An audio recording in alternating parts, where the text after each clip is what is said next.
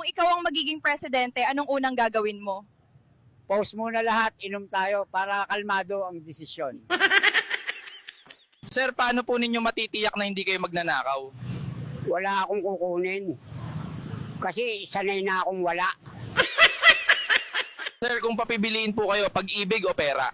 Pera. Kasi pag may pera ka, kahit adik ka, nagmumukha kang mysterious.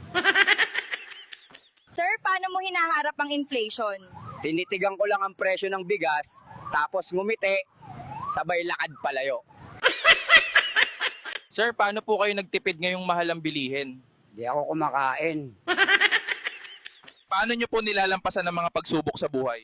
Hindi ko nilalampasan, dinadaanan lang. Sabog nga di ako aware na may pagsubok. Sir, paano mo malalaman kung ikaw ang problema? Pag kahit saan ka mapunta, pare-pareho ang gulo. Ibig sabihin, ikaw na yon. Sir, may balak po ba kayong ayusin ang buhay nyo? Meron. Kaso ayaw makipag-cooperate ng katawan ko. Sir Juan, anong masasabi nyo sa mga babaeng choosy? Huwag silang mag-alala. Hindi rin naman siya option sa akin. Sir Juan, paano maging pogi sa paningin niya? Ipaalam mong marunong kang makinig.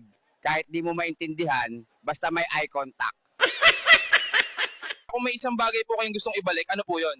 Yung ngipin ko sa harap, para kahit sabog ako, may panangga pa rin ako sa hangin.